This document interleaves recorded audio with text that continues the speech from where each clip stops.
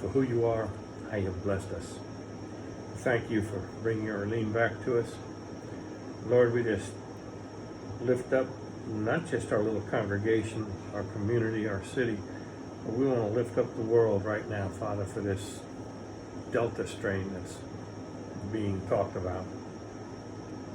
Lord, we hand it all over to you. We know that you have the healing power. And so we just give it back to you and ask for you to make it go away. Right now, as we get together to talk more about your word and evidence that it's true and it's powerful and it's there for us, we just ask that you'll open our hearts and our minds and help us to absorb the lesson that Matt has prepared. Help us to take it to heart. Help us, Father, to understand it well enough that we can use it to refute all those false teachings that are out there. This is our prayer, Lord, that we can learn it well enough, that we can bring glory to your name through these lessons. And as always, Father, we just thank you for Jesus, because he is the living word, and it's through his most precious name we pray. Amen. Amen. Must she go back out? Yeah, she had a phone call or whatever. Who's that? Meg. I am recording. I'm recording. So, anyways, I'm hoping that it will take an hour. Honestly, I have absolutely no idea. But we're going to stop at about an hour because if we can't cover it in that, I'm not sure how much longer it would take to cover. Can't cover it, then we push everybody to the right like I did. That's right. Very true. Very Yep, true. Piece of cake. I've been working on this for, I don't know, 30 years or so. You have to repeat the part about recording. You got somebody new in the room. Oh yes, we are recording. So, which it'll hopefully be put up on YouTube and we'll be able to email it to people, that kind of thing. Notice here, I've got the why we're here and where we are and the date and everything. I've got some books of note. There are certainly dozens and dozens of other books of note that could be included here. The top three are the main ones that I have used to prepare for this. And then the fourth one was quoted by one of the other books, and so I have a quote in here by Lee Strobel. You can see kind of the list of the authors plus one more, two more, three more, whatever. And you can see here in the second list, Ptolemy Tompkins and Bernie Haish. They are the authors of Proof of God. And let me say right from the beginning that they acknowledge that they cannot prove God. And so it's accepted that they're going to do their very best to show us why we should believe in God. But that's kind of a high bar to try to cover, is to try to prove God. Stephen C. Meyer is the author of this book called Signature in the Cell, and he is a scientist appropriately for this type of biology. And by the way, Bernie Haish is also a scientist. And he is an astronomer, but he also deals in microscopic particles because there's lots and lots of those in outer space and such. Our third book is Darwin's Secret Sex Problem. It does. That's what it says. Darwin's Secret Sex Problem. It does say Yeah. that, but And I don't want you to get nervous about this, okay? Because this is not talking about like sexuality and sensuality and those kinds of things. It's basically acknowledging that there are over 2 million species in this world that reproduce sexually. That includes every plant, every tree, every type of grass, every animal of any type, all reproduce sexually. And Darwin's original concepts, he acknowledged that. Well, we'll get to that a little bit later. But the author here, F. LaGard Smith, is not a scientist, but he does amazing research and he quotes amazing scientists. And so there's definitely a scientific feel to this book. Okay, look at the list. Ptolemy Tompkins is the writer. Bernie Haish is the scientist in this book. Stephen C. Meyer, I talked about. F. LaGard Smith. William Lane Craig is a philosopher, a Christian philosopher. Tim and John are the Bible Project guys, and if you've used any of the Bible Project stuff, and we all have, and especially like I go on their podcast and listen, and they have a great podcast and study and everything. And Lee Strobel is a fellow who is a Harvard-trained lawyer and journalist, and he researched Christianity to the nth degree. And he said that when his wife heard about Jesus, she went, "Yes, we found it, we found it, we found it." He said, "Wait a minute." And 15 to 18 months later, he said, A plus B plus C equals, Jesus. And so two opposites, they say opposites attract. I guess it proves in that case. Now, why did I list these out? Because most of these we would have disagreement with in some way, shape, or form. Ptolemy Tompkins is a writer. He's a theist. He believes in God. He's a Christian, he says. Doesn't go to church. Grew up in a setting where church was kind of abusive to him, so he doesn't go to church. Bernie Haish grew up as a Catholic. Actually went to a school that normally trained people for the priesthood. And I'll talk more about his blend of Christianity and science. But he's still a Catholic to this day.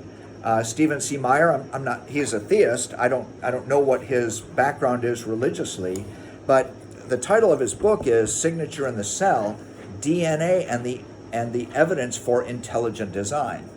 Now, if you know about intelligent design, did I say it right? Intelligent design is a type of theistic evolution. And so he and Bernie Haish, I don't know about Ptolemy Tompkins, believe that the universe is 13.7 billion years old and that the Earth is about 4 billion years old. That's not the approach that we take to creation and our understanding of the Bible. F. LaGard Smith is from a non-instrumental church background. The end of this book that I showed you before about Darwin, he talks about how important it is to stay with the Bible and commit to what God says. I don't think that the instrument is that big a problem to most of us, but F. LaGard Smith is probably the one who's closest to what we believe in all these different ways. William Lane Craig is a Southern Baptist philosopher, but he also stretches out the timeline. And I believe the last thing I heard from him, because I listened to his podcast and his YouTube recordings, he believes that Adam and Eve came about 275,000 years ago, I think is his thing. And we normally look at the Bible as, again, not having nearly that much time to stretch out since the Garden of Eden and Adam and Eve and such. He would also say that there's a lot of evolution that has taken place, although I think we all acknowledge that some evolution, small e, has taken place. But evolution, capital E, means that everything that we see, everything that is around us happened because of evolution as far as life goes. And we certainly reject that.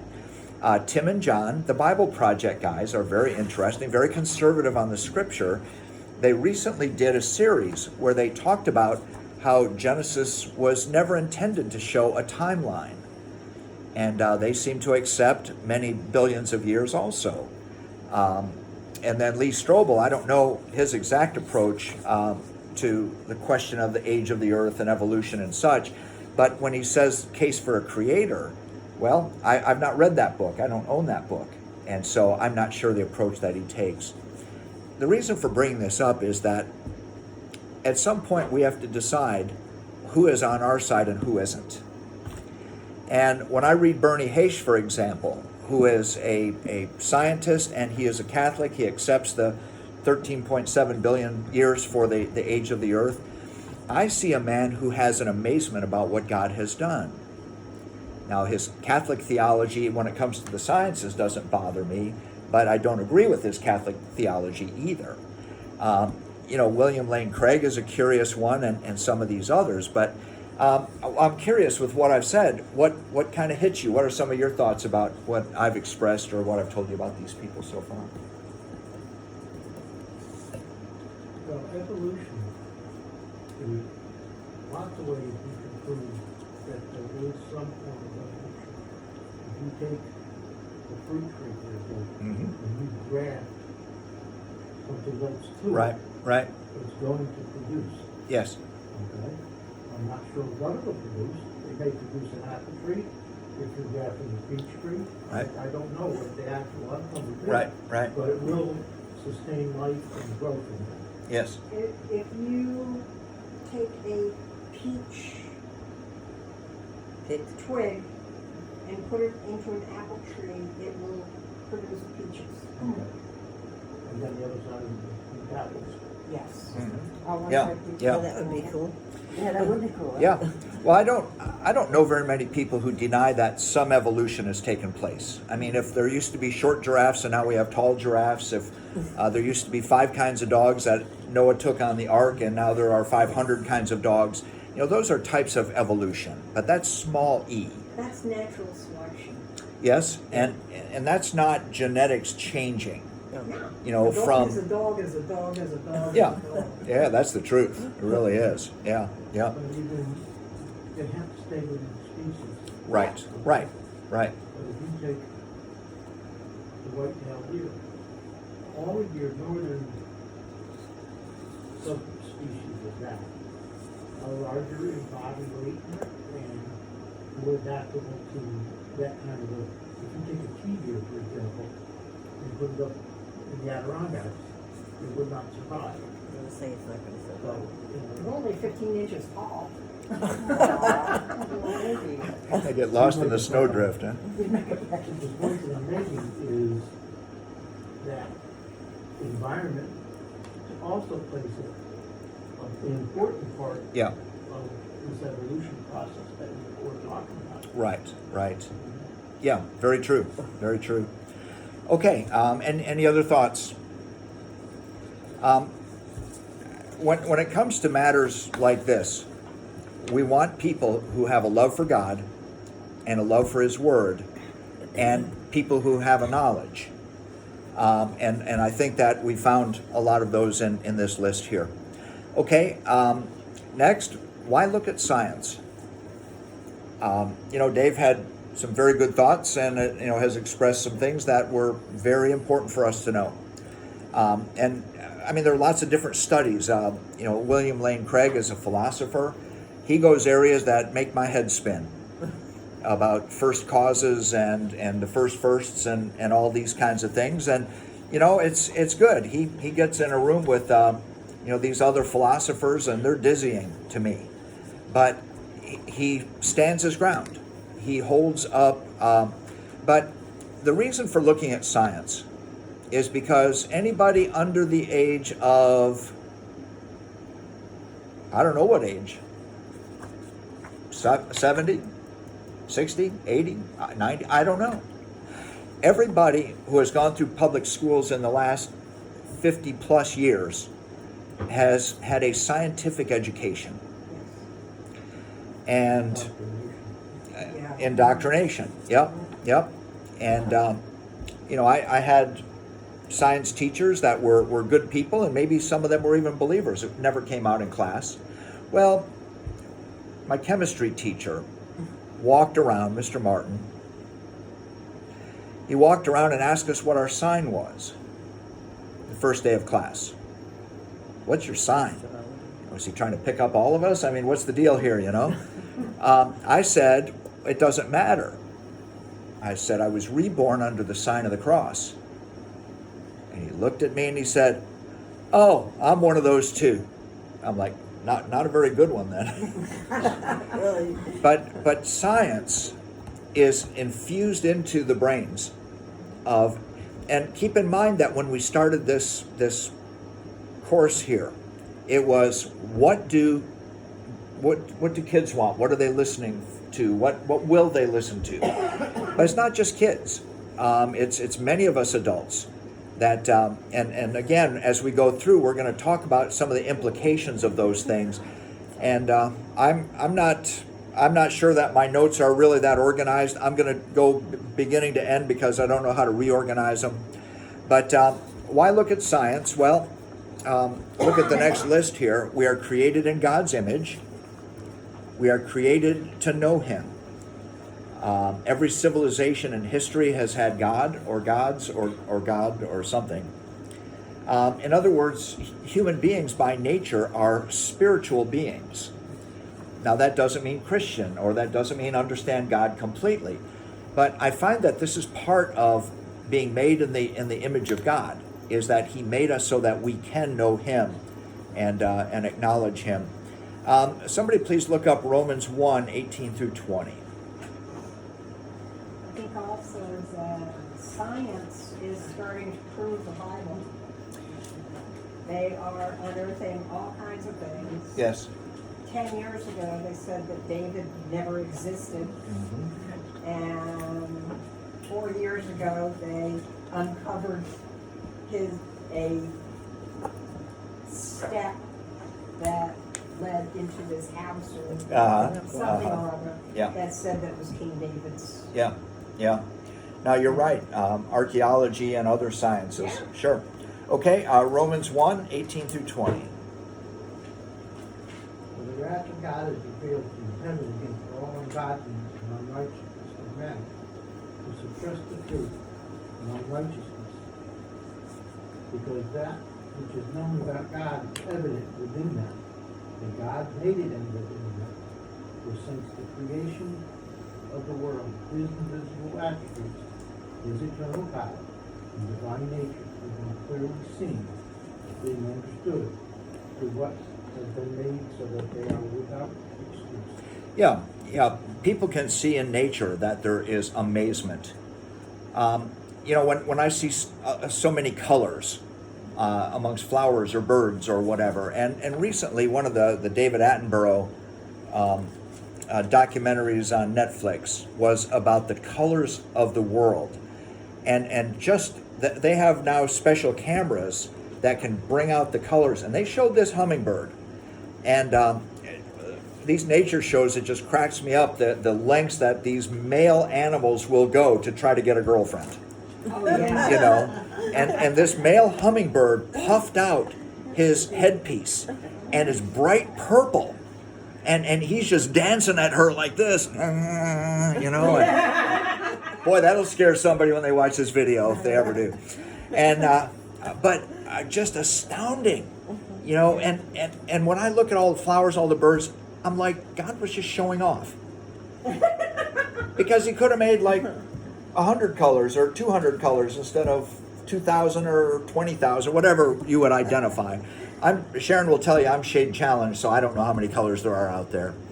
But just the fact of nature, and with the book about Darwin, to read, and it gets hilarious when he talks about the various mating practices and the way that God created different beings, different animals, creatures, and such. And it's just astounding. What is it? The praying mantis? Yeah, she bites his head off. She Yeah. bites his head off before they mate. And they still mate. Yeah. Lots of things like that, actually. And hopefully we'll have time to get to that, or if we don't this week, I guess it'll be next month or this month. But anyways. All right. Jean, Psalm 19:1. The heavens declare the glory of God. The skies proclaim the work of his hands. Yes. There are many scriptures that are nature scriptures. And, the heavens declare the glory of God. And you can imagine David as a shepherd being out and looking at the stars, and just the incredible sight that would have been. Now, one of the reasons for us going in this direction, is that a lot of people today are very into nature. And Ptolemy Tompkins, this fella, the writer in this book, he says that nature was his cathedral or his temple. And he talked about being up in Maine and getting out in the water and floating out, and just, the sun would go down, and, he'd be watching the stars and but talking about how nature and the wonderment of nature would really get his attention, and it kept him close to God. It gave him a feeling of God. And so it's our job to help people who have a feeling about God or a very loose understanding of who or what God is, to help them understand more about the one true God. Because there are a lot of other religions that worship nature, and we don't worship nature. We don't worship the creature, we worship the Creator. Right. All right, so we're, Come close, I feel closer to God when I'm on the beach. yes, Because yes. it's so It's all quiet there, nature. and, Yeah. you know, I meditate, I say my prayers, you know. Yep. Even walking through the park or something, you know, just the glory of the nature, I think that we feel Him more. I mean, Right. I know I do. Right, right. Okay, we're going to start into some quotes here, and some of this are my summations. A lot of them are direct quotes, and most of what I covered for this was out of Proof of God, and that's what P/G is Proof of God. Okay, the first quote here, and David, would you read that? Okay. Okay. Science is the God of modern education. Kids are taught that there is room for God, or a God, only after science has explained everything. Kids are taught that science has all the answers, and only the weak and foolish look to religion at all. Okay, now that's my summation. Does anyone disagree with this or any part of it? Absolutely not. You're more than welcome to disagree. I don't have a problem with that at all, in all seriousness. But I think that this kind of summarizes the way that a lot of people in the world, not everyone, I mean, I had teachers in school who were very Christian, and for the most part Christ-like, at least examples. But, you know, when it came to a lot of the classes, and I did not go to a secular university. Sharon and I went to a Bible college where we met, then I went to a Bible college and seminary for my grad work. And so I didn't face what a lot of people face when it comes to the type of criticisms and attacks that a lot of Christian kids go through. If you've seen, what is it? God's Not Dead, I think, where it shows the scene. And I don't think that scene is very far off. I think there are a lot of colleges that are exactly like that, a lot of college classes, at least from what I've heard. Okay.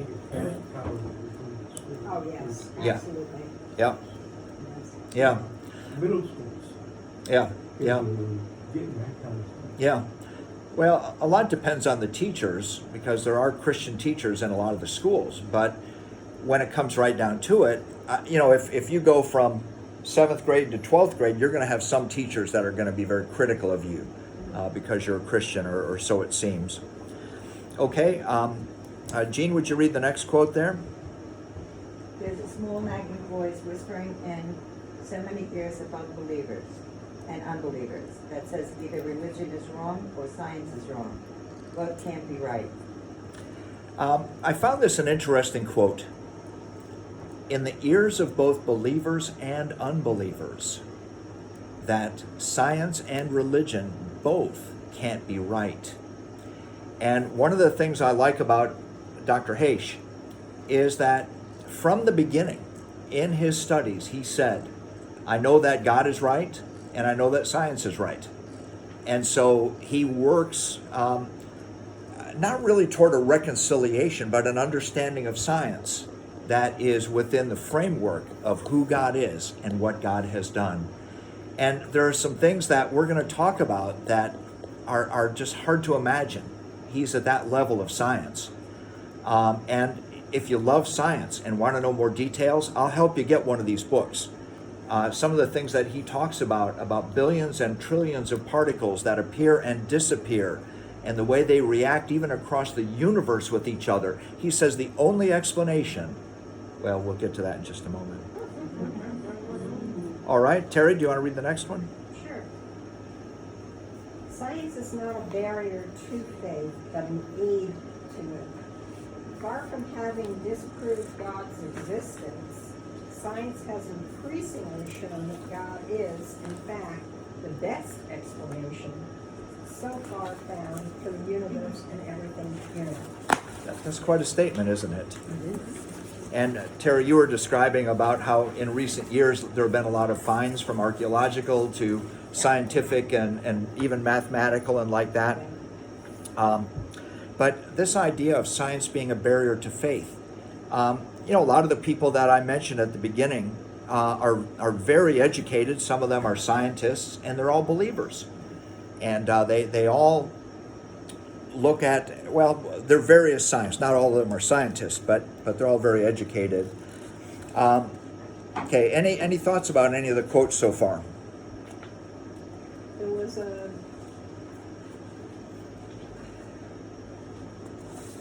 one of the people that want to make sure that everything stays, everything is protected.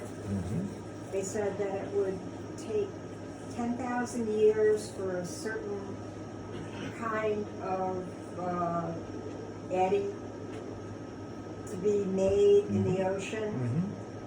And the very next hurricane made an exact example. Yeah. It's like, maybe not. Yeah.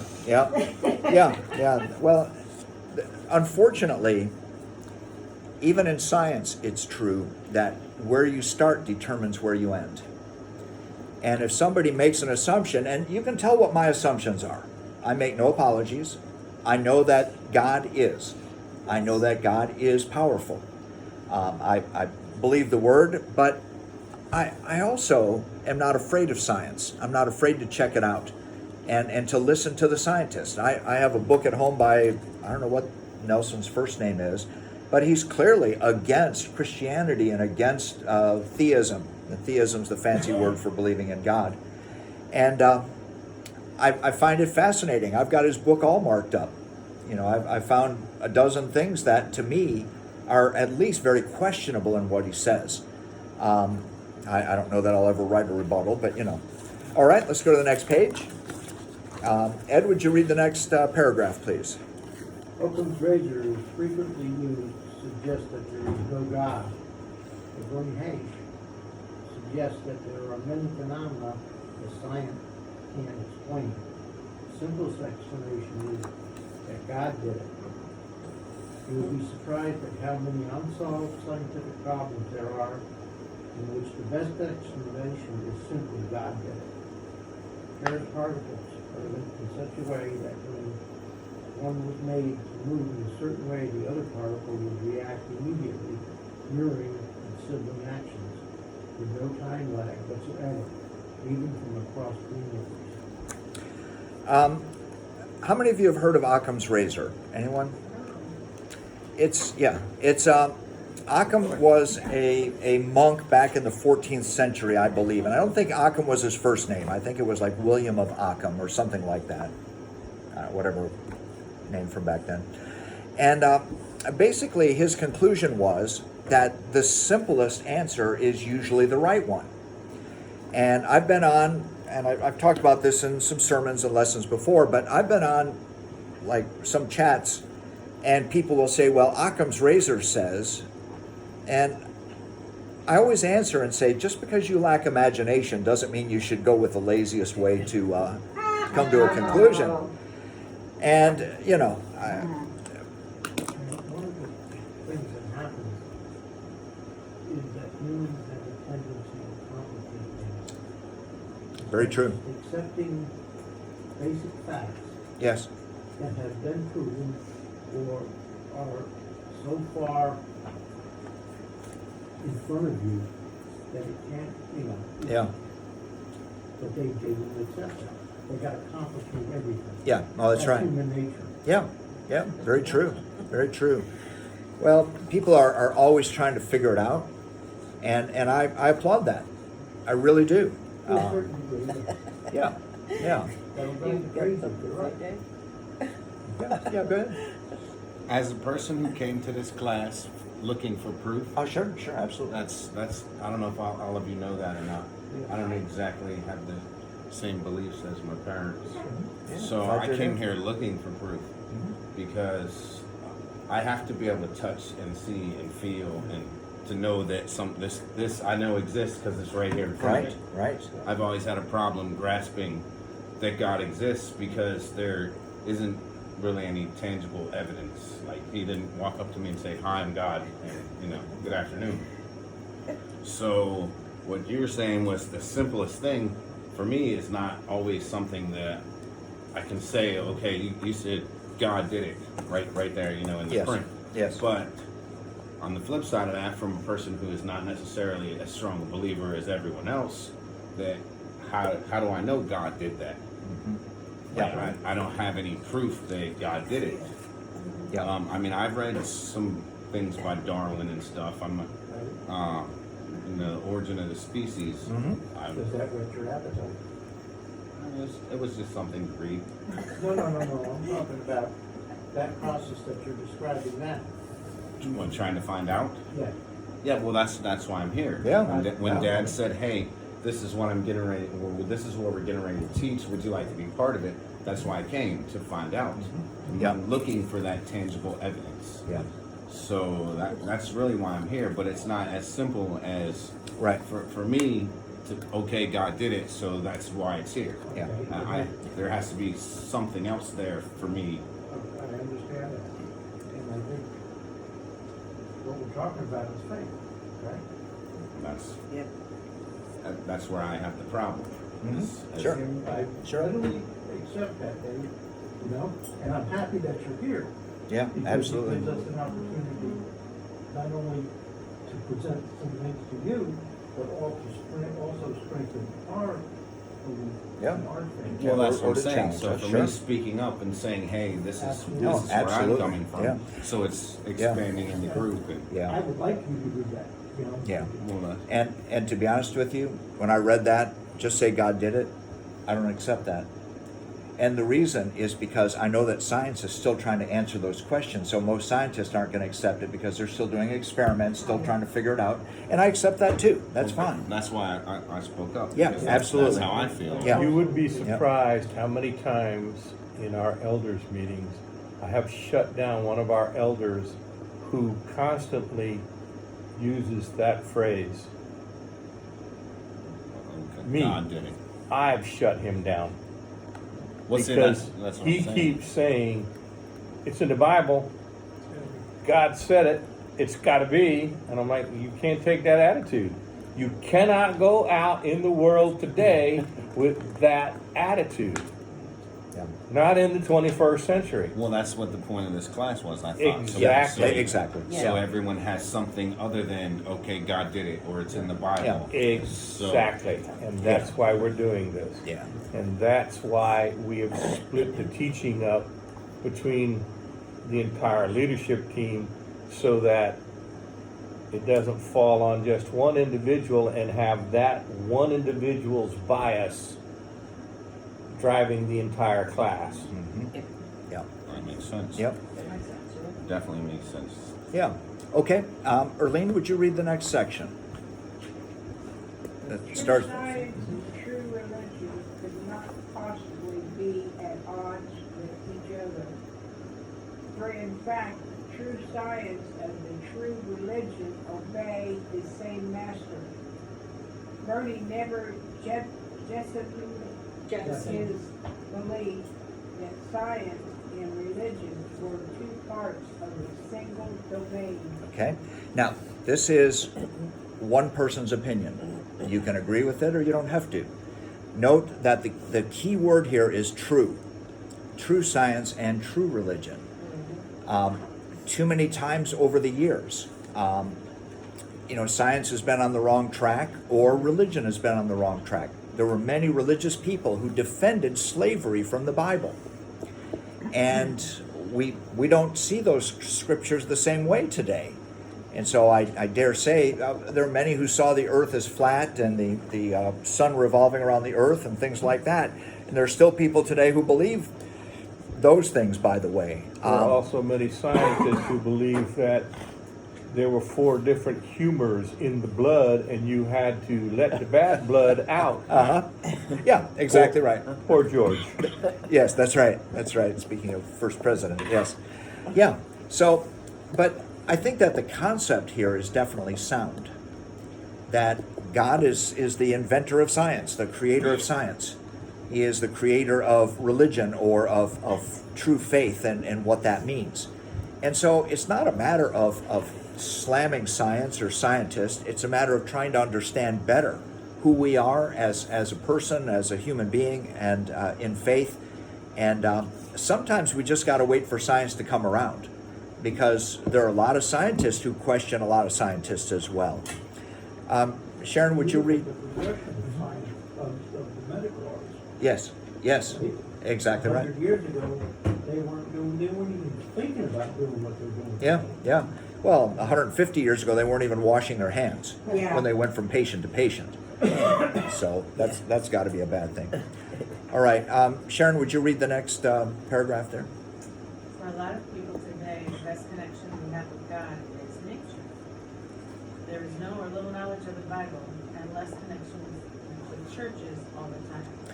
I don't know if you've noticed this. You know, if you talk to a young adult or a teenager, most of them have no church background whatsoever. Yeah, their greater connection is with nature and science, and that's why I gravitate toward scientific things. And, you know, especially the books that I've mentioned here, and I've used some of these in sermons before as well. Meg, would you read the next paragraph? Yeah, proof of God. Say, Follow Mr. me. Yeah, Mr. Tompkins. Tommy Tompkins had a personal revelation when he was in AA. The power of a supreme being enticed him. He said, alcoholics like me were all. When you got down to it, after the same thing, that thing was God. Now, that's from the perspective of a man who found a relationship with God. Many other alcoholics would not say that that's what an alcoholic is trying to do or needs. But just to understand that one man's experience, and he talks about how nature was something that always gripped his attention, and the wonderment of nature. I think I mentioned that earlier. So, you know, all of it kind of fits together. And why did I put Psalm 42, 1, 2, and 5? Does anyone have that in front of them? Yeah, I do. Okay, go ahead, Gene. As a deer pants for streams of water, so my soul pants for you, my God. My soul thirsts for God, for the living God. Where can I go and meet with God? My tears have been food day and night, while people say to me all day long, where is your God? Okay, very That's why good. you put it Oh, there. I'm skipping around, sorry. That's all right. I don't know why I put it there anyway. So. Continue to 5 or just, The uniqueness Yeah, of human life. We're all individuals. yeah. Well, another person said that each one of us has a God-shaped hole in our hearts, and we try to fill it with everything else. And which all these are intriguing and interesting when somebody is searching. When they're not searching for anything, then that doesn't mean that much to them. What does that psalm actually mean? Okay, I chuckled because I just used that. okay. And you didn't know what it meant either? I do know what it means. Why else would I have used it? You know, as the deer That was a pants. silly What does that mean? The question. deer is panting. Serenity. The deer has a great thirst. Right. And when you put that into correlation with a human, in the correlation he's using it as an alcoholic, Uh-huh. he has a great thirst. Alcoholics are looking for, and they're gonna tell you they're looking for a higher power Correct. because they don't want to bring religion into it, so they call it a higher power. But what is a higher power? To us, it's God. God. Yes. Panting from exhaustion, actually, being pushed to the limit. Right. Yeah. Yeah. No, you don't go to AA until you hit bottom. Yeah, that's right. Yep. That's right. Yeah. Yeah. Right. Yeah. Yeah. Absolutely. Yeah. Yeah, I've been to a few AA meetings, gone with people that were having their situations, and of course, you can't imagine this about me because I'm so quiet in real life. But in each meeting, I had something to say. And, Oh my God. Did they let you talk? yeah, How many chips have you collected? yeah, none. So I raise my hand, and they look at me like, "Who are you?" And they call on me, Hi, I'm Matt. and I say, "Hi, I'm Matt. I'm a sinner saved by grace." Well, it would be a lie for me to say I'm an alcoholic. That's the rest of my family. Sorry, Sharon, didn't mean to call you out like that. And now That other for the generation. rest of the story. Yes, yes. But if I didn't acknowledge my weakness, my sin, you know, then I don't think I would have a right to be heard, because they come and humble themselves with the hope of getting healed. So, yeah. Okay. Meg, you just read. Marie, would you read the next paragraph? God was, in Bernie's mind, the sole and supreme reality in the universe, upholding every micron of it in every second. Deprived of God, it could not exist. Yeah, here's a scientist, and I don't know, I don't think I said this earlier. One of the things about Bernie Haish is that he is very, very well respected in the scientific community. You might have heard of the Higgs boson, the one that's called the God particle. Have you ever heard that phrase? I heard of it a long time ago. Yeah, yeah. And the idea is that some scientists are looking at it that we're getting back to, or they're getting back to the beginning of where all the particles could form into atoms, could form into molecules, could form into substantive types of things. And if it isn't for this type of substance and the field that goes along with it, and I've already said more than I can possibly understand, but that Bernie is the type of scientist that when he disagrees with something or questions it, others pay attention.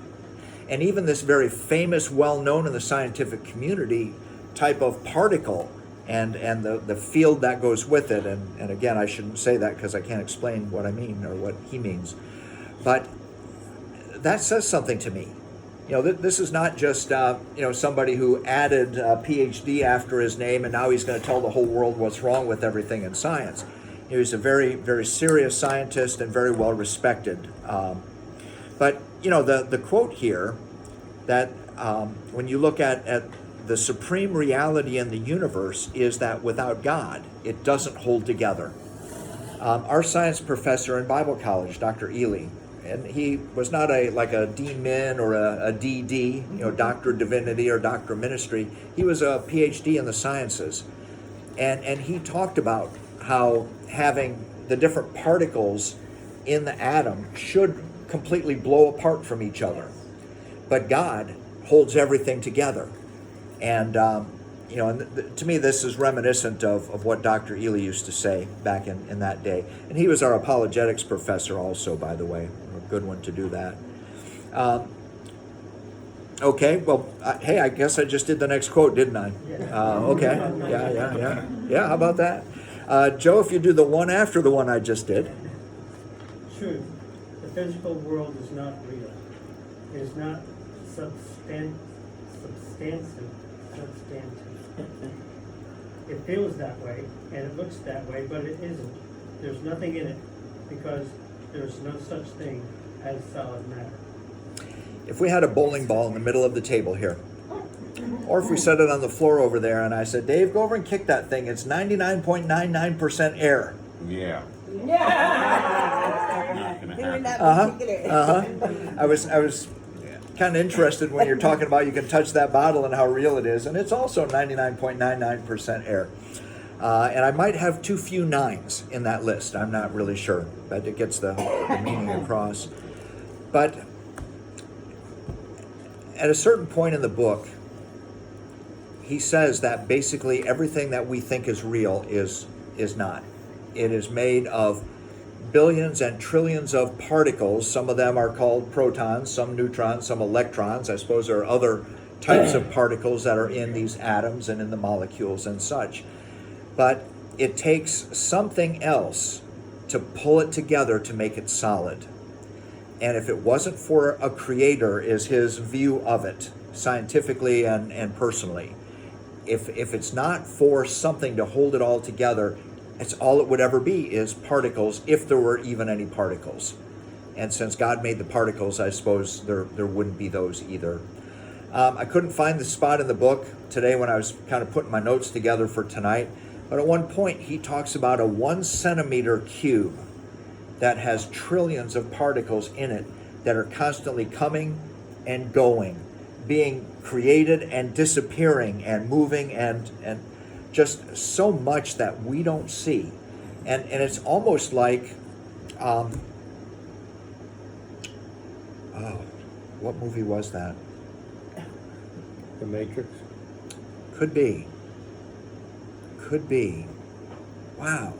I just had this strange vision of a movie scene that if we could see all these particles, if we could cover them all with peanut butter or something, and we could see them, it would be like walking through Jell-O, and just maybe before it's completely formed up, and just but it's so much more than what we understand about our world, and a scientist like Bernie says that has to do with God, and God puts those things together to form the atoms and molecules, and they turn into elements which turn into the things that we use and whatever. I know it gets deep. I've read this book 3 times, and it astounds me. Like I say, if you're really interested in the scientific part of it, I'll help you get a copy of it. But that statement, the physical world is not real, kind of begs the question of what is real. And his answer, and I think we start getting into it with the next quote a little bit, the quote after that. His answer is that God is real, that God is consciousness, and that he gives us consciousness, therefore we are real. Now, we are made of particles, we are made of atoms and molecules, and they turn into cells and into fluids and all kinds of things, and but just the idea that with the complexity of the world, and we're not going to have time to get into this tonight, but if you remember, about 2 years ago, maybe 3 years ago now, did I put a date? I did not. I talked about how lengthy the DNA molecules are in each cell, and how if you stretch them out, they would be in every cell, and you have 1 trillion cells in your body. And the complexity of that kind of cell is such that to assume that it happened by chance is ridiculous, in my opinion. Now, his opinion means more than mine because he studies cells. If we read the first 50 pages of this book together, I could give you lots of information. We're not going to take that time tonight. All right, let's go. And Dave, I think you're up next. The bottom quote here. To create our world, God would need 2 things. The first thing is mathematics. Our world is profoundly mathematical. The fact is, God's mathematical handprint is all over the universe. When God created this universe, he created every aspect of it, right down to the rules of logic and mathematics that most of us take completely for granted. Everything in our universe could have been different, but God made it the way it needed to be to work. Okay, read the top of the next page, too. And the other ingredient is consciousness. Consciousness is the ultimate building block of our universe. Nothing could happen without consciousness. It is God's greatest and most mysterious gift to us. I think about scientists like Albert Einstein and the amazing amount of mathematics that they discovered. It's all based on the way God set up the universe. Gravity is a mathematical formula. And if gravity was just a little bit different, there would not be life. And the laws of nature could have been set differently, every one of them. But when the Big Bang happened, if that's what happened, or when God said, let there be light, that God set, or something set, the mathematics of our universe. And it's just fascinating to me, when they look for planets. Of course, they found Pluto a while back, and then they discarded the poor guy. But He came back. did he come back? I thought he came back. Oh, I haven't heard that. He's a planet again. Is that right? Yeah. All right. All those old science books aren't wrong after all, just the middle ones. Wow. He was always my favorite dog in Disney anyways. But, What about Goofy? well, yeah, him too. But what they did was they did the math and they said, there's got to be a planet out there. Let's see if we can find it. And they found it, what they were looking for. and so many other ways that math enters into the function of the universe. If you've seen the movie Hidden Figures, Yeah. anybody seen that? Oh, yes. And- that was and- excellent. Yes, and the woman who was the math genius, and they've got the brand new type of computer, the mainframe in the building, nobody knows how to run it, and she gets on that chalkboard and she does math formula after math formula, and she comes down to, shoot, that's where it's going to land, right there. And but in a way, that's easier math than what planets are doing, and I mean just everything when you look at the structure of and the function of the cells, and molecules and atoms and such. Well, let's look at the second half of that. Is that you? The other ingredient is consciousness. Consciousness is the ultimate building block of our universe. Nothing could happen without consciousness. It is God's greatest and most mysterious gift. And Dave, I know you already read that paragraph, but I wanted to emphasize it. When I read this part of the book first time 2-3 years ago, it really struck with me. Not only the consciousness that there had to be some intelligence, some being that was able to make this math happen and create everything that led to what is our universe today, but consciousness from the standpoint of things that evolution can never explain. And I want you to picture that, as it is said, and I remember in biology class back in 1974, and our biology teacher saying, yeah, there were puddles of ooze, Yeah. and the chemicals there, and I don't know how many chemicals were there. 4 chemicals that were the basic building blocks of amino acids, and so there were lightning strikes, and they came together, and then bloop, we got life.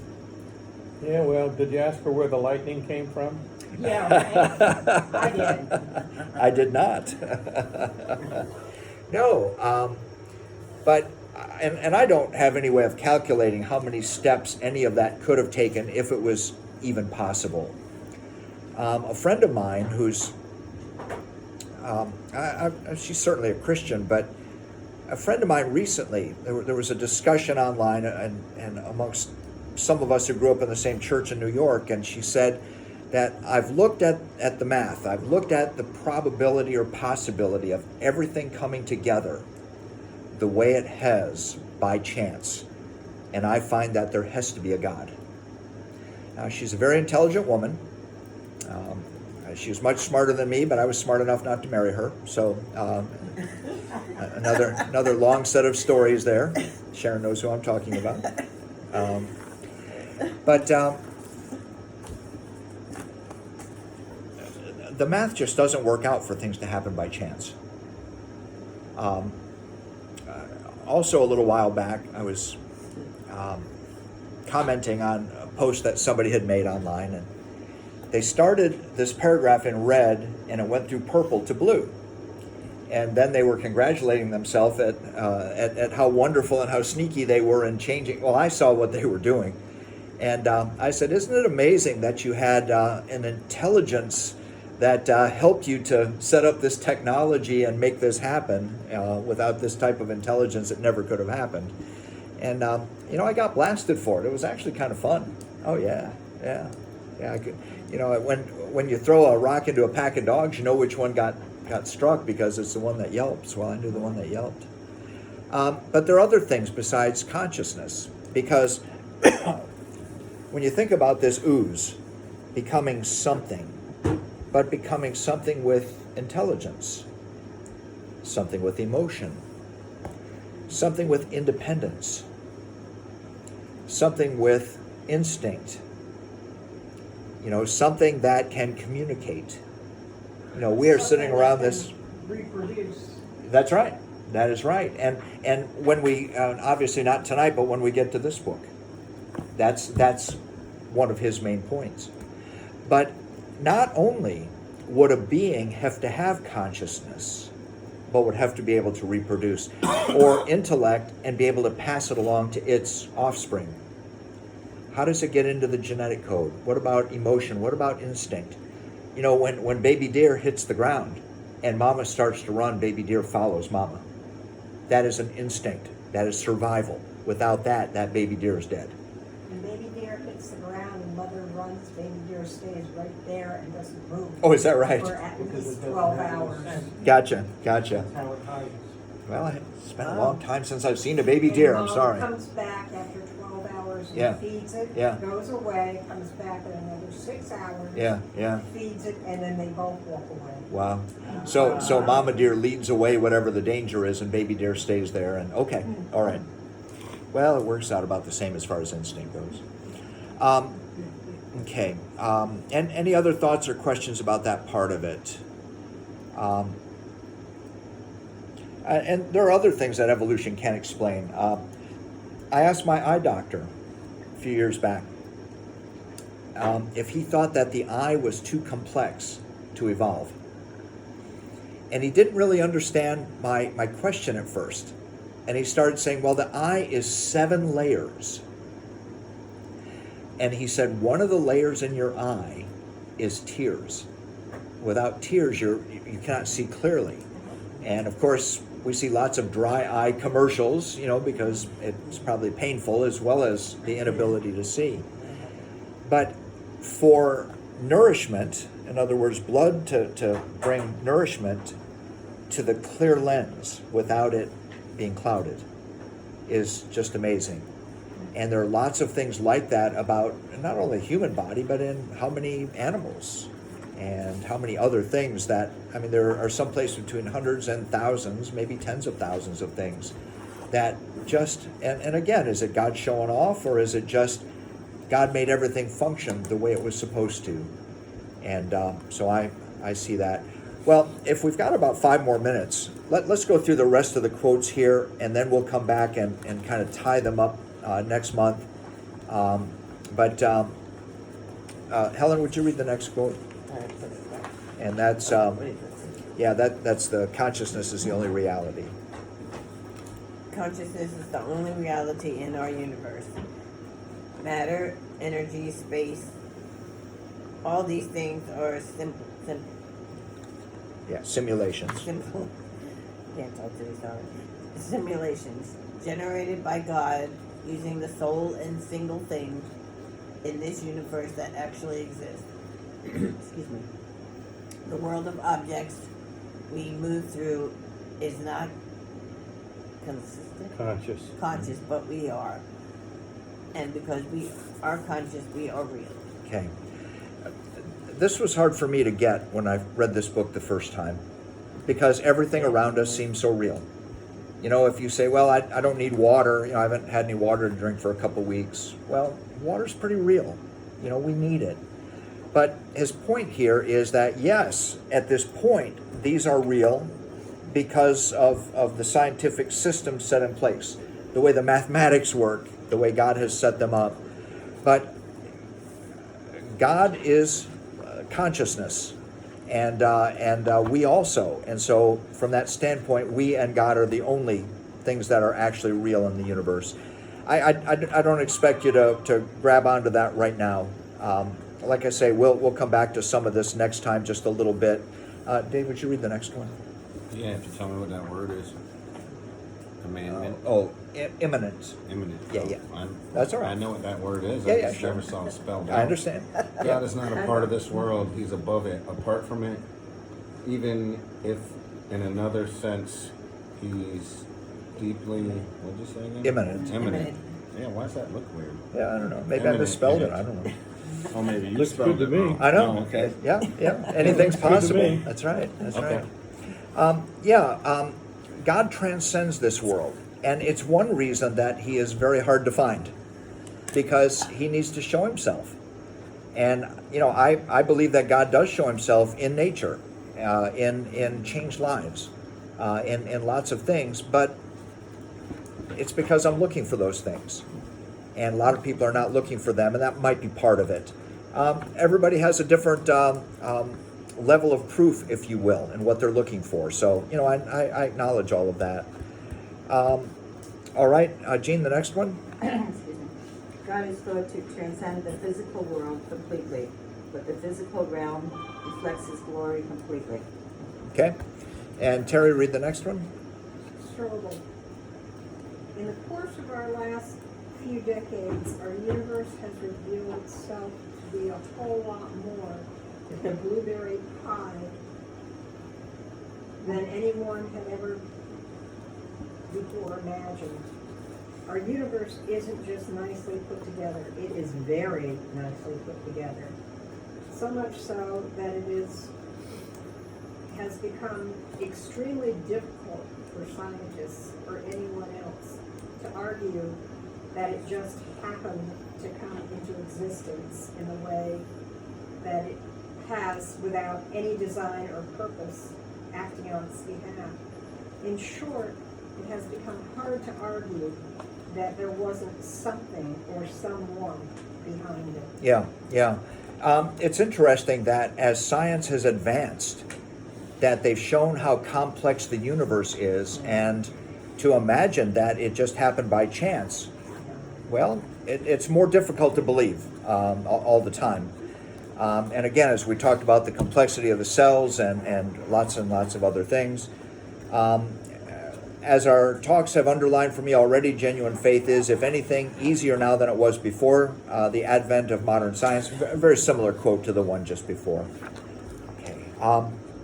Yeah, we'll pick back up here, and I appreciate your thoughts, questions, comments, and I think for each one of us that we want to have answers for ourselves, we want to have confidence, we want to be able to give answers to others, and so very important. Sharon, would you close us with prayer?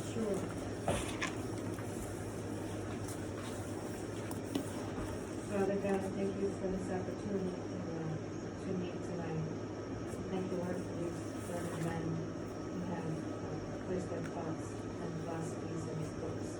And I pray, Lord, that you will open our hearts and our minds that these facts and theories, just nature, will find us beautiful. Thank you, Lord, for each one that's come tonight. And please give us to be together again in Christ's name. Amen. Thank you. Thank you, everyone. Thank you,